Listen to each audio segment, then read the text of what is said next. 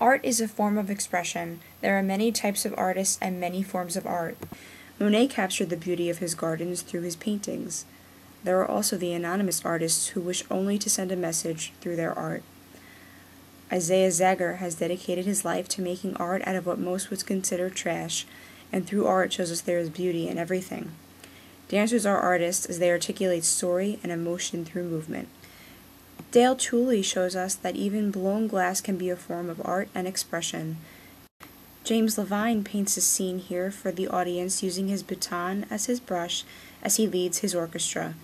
Yo-Yo Ma has proved that man and instrument can become one, and sculpting is a fine art as Michelangelo proved with the David.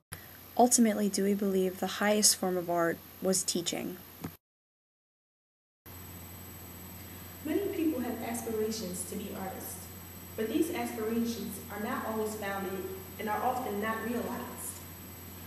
An artist's work and their ideas are formed and informed by the world around them and the context in which they live. The word artist is not confined to this list of creative and recreative artists.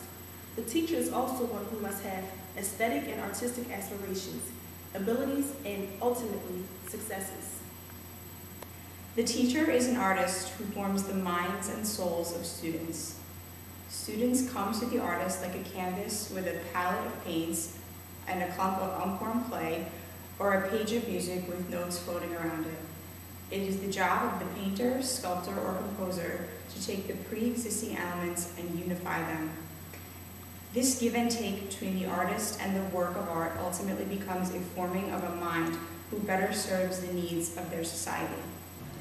Everyone aspires at some point to be an artist, but not all succeed.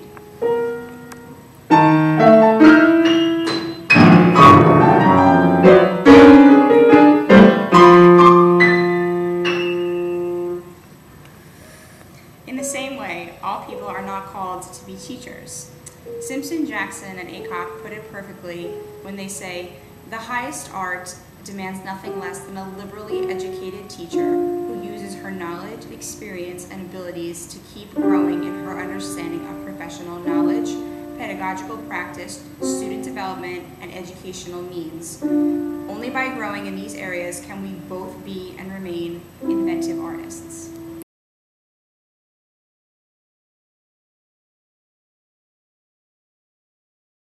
I believe that the art of thus giving shape to human powers and adapting them to social service is the supreme art, one calling into service the best artists, that no insight, sympathy, tact, executive power is too great for such service.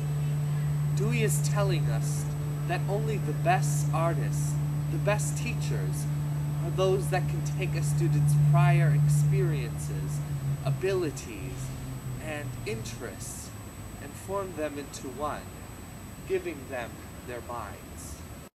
You're always on my mind.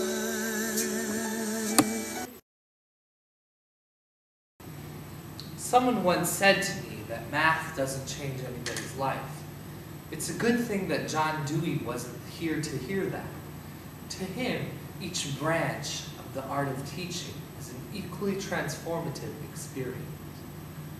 To Dewey, teaching isn't a job. Like art, it is a form of self-expression. To Dewey, the ends does not justify the means. In other words, a student and teacher cannot work hard in the classroom so that the student will go on to a great college or get a job after graduation.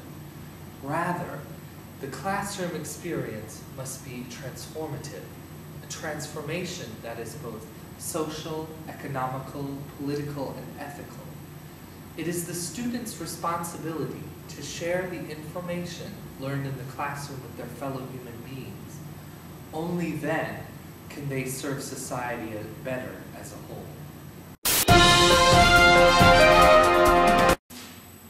Good evening, and welcome to the 2012 Vice Presidential Debate between Senator J. Dewey III of Vermont and Governor Spalin of Florida. Tonight's topic will be education. The coin toss earlier indicated that Governor Spalin will be the first to answer the opening question. Governor Spalin, two-part question. American schools are falling behind the rest of the world in way of test scores. Do you believe that we should take a different approach to teaching? And what would you do to change the way American classrooms are run? Well, first off, hello to the American people, and hello to you. Now, as far as our scores in schools go, it is of the utmost importance that we bring them up. Students must focus only on what is taught in the classroom, and teachers must set the example by teaching a government-approved curriculum. That way, we can assure order and progress. Time. Senator Dewey, same question. I don't think we should concern ourselves with the rest of the world.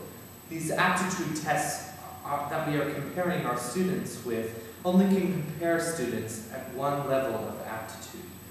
Students have had experiences that have helped make them wonderfully different, more insightful, reflective, and whole. There is no aptitude test that can rank that. As my grandfather said, if education is going to live up to its profession, it must be seen as a work of art, which requires the same qualities of personal enthusiasm and imagination as are required by the musician, painter, or artist. Time, Senator. I'm done. Next question. Governor Spalin, do you think education should be reformed to focus more on the experience of the student in the classroom, or should education focus on how much a student learns? Education should focus on how much a student learns. The purpose of education is to have students learn and be able to test well so that they can get good jobs and go to the right college and contribute to society. Senator, same question. Here is where we have fundamental differences, Governor Spalin. Education should absolutely focus on the student's experience. As my grandfather thought, and I think, students should aspire to obtaining knowledge for reasons beyond personal interest. Governor, you mentioned students contributing to society by getting a good job. They can only truly contribute by taking their education and their experiences and sharing them with humanity. Thus, it is important to make sure that students care about what they are learning and not how much they are learning. Time. And this concludes the first half of the 2012 Vice Presidential debate. A real-life example of Dewey's ideas comes from the story of Erin Gruel and her students at Woodrow Wilson Classical High School. Gruel, a young Caucasian graduate of the University of California, Irvine, was assigned to complete her student teaching at Woodrow Wilson, an inner-city and minority-dominated school in Long Beach. Gruel shocked fellow teachers and administrators with her interest and investment in the success of what the school district had labeled the less gifted students. She paid for new textbooks out of her pocket, took students on field trips, and showed them films such as Schindler's List. Gruel is a wonderful example of one that was called and who has successfully created a masterpiece of the highest art. She grew up in a world very different from that of her students, but she tried to be formed by their worlds. She broke the barriers that were placed around them, and when the school district would not give her money for her lesser students, she gave it of herself.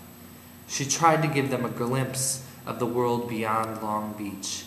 She showed them that the Third Reich of Europe was like their gangs. She showed them that hate and violence existed beyond their streets, and that it has never been productive. She transformed them, and with those few small steps, she helped them to transform the society in which they live. I believe in art. I believe in artistic teaching and education.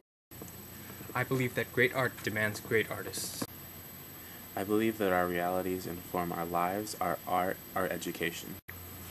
I believe that education is about more than grades, universities, or salary. I believe that each day teachers must shape the mind of their students. I believe in taking a student's desires and dreams and giving them knowledge to create a new mind. I believe that students must share their knowledge and attempt to change the society in which they live. I believe. I believe. I believe